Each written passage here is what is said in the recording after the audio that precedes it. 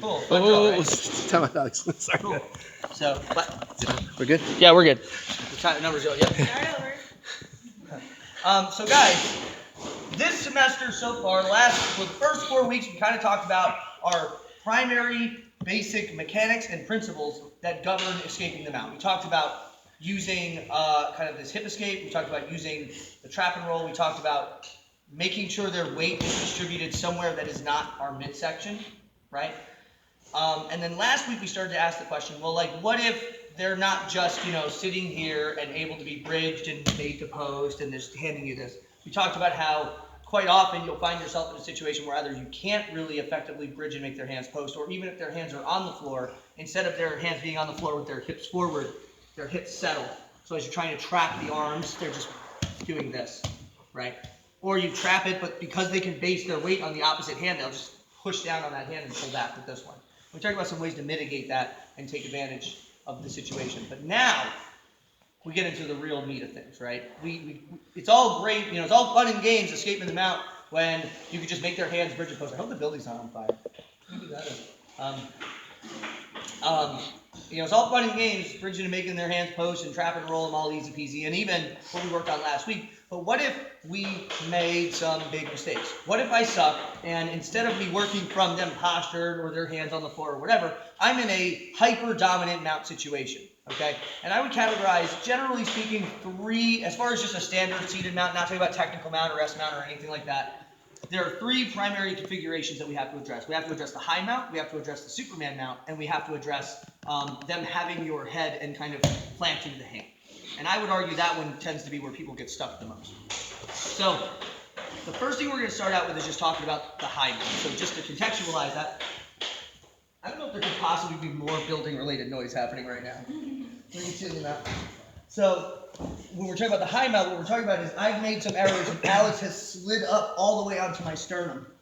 And I'm way up here. And you can even go higher up if you want. And my elbows are kind of up by my ears. And we'll talk about this next week. But this is a really bad spot from a defensive position. And one of the big reasons is that, can I slide you back down, please?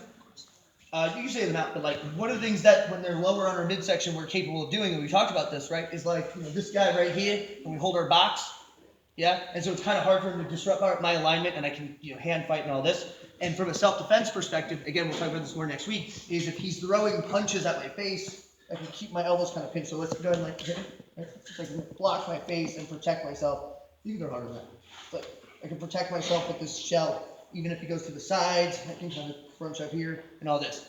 That's okay. So you see what I'm saying? What happens when he gets way high up on my chest, I want you guys to watch like the relative angle of my elbows and hands. Go ahead and keep climbing up, keep climbing up, climb it up, climb it up, climb it up. Yeah. So if you guys look, posture please. What happens is my hands crisscross over each other. So now if I were to try to protect my face, I'm like trying to block it with this X, so like using palms to go and hit my head. It's like he can break through that very easily. I have no defense here. More importantly for our context in terms of sport jiu-jitsu is this arm is really exposed. If he wants to go to like an S mount and attack for an arm bar, it's really isolated and it's really out of position. So the most important thing I have to do, guys, to get out of the high mount is get out of the high mount. Okay, I am not trying to trap and roll this person. I am not trying to elbow escape this person. I am not trying to bridge and post this person. I am not trying to destabilize him because he has a super duper hyper dominant position. Does that make sense? Sure. I am trying to change this situation and then do my best from the next scenario that we get to. Meaning as long as he's holding this, and you can go back to being more natural, right? I am not in an offensive or escaping scenario. I am in a surviving scenario and correcting scenario. Does that make sense, guys? Yes. So my work is this. Let me get you off of me for just a moment, and I'll demonstrate this in a moment. Like with you in a second. He's got me way out of position. My elbows are up by my ears, right?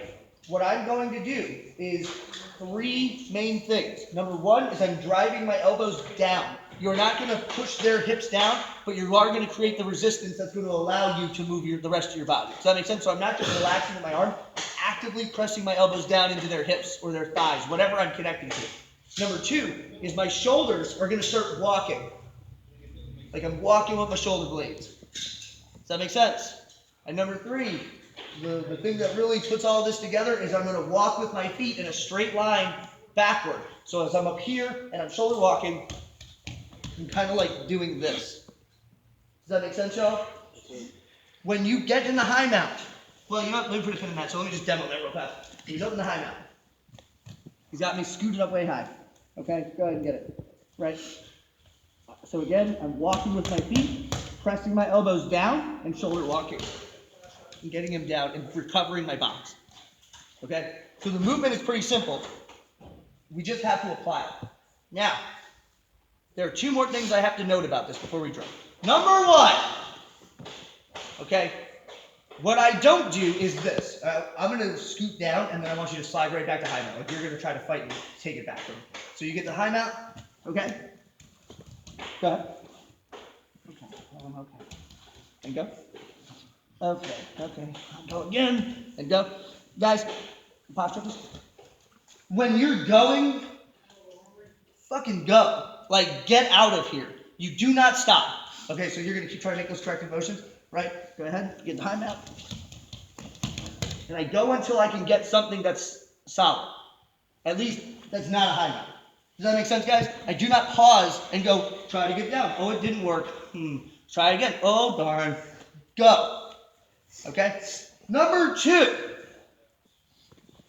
getting your positioning back is much easier when in the very moment that they slid up than it is after they've settled.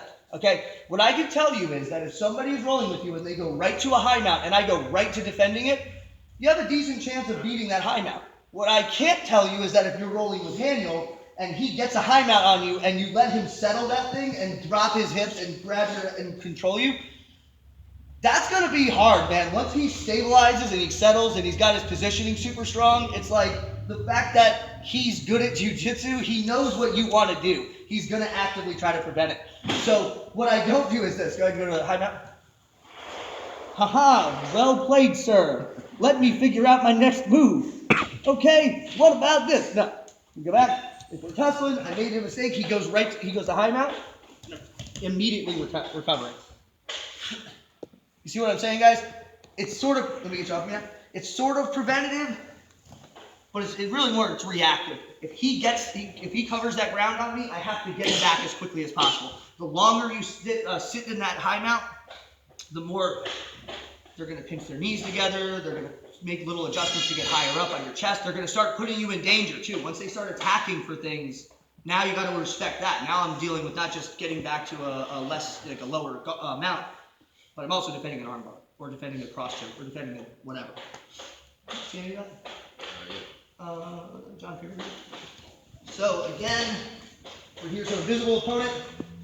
I'm here. I was way up out of position.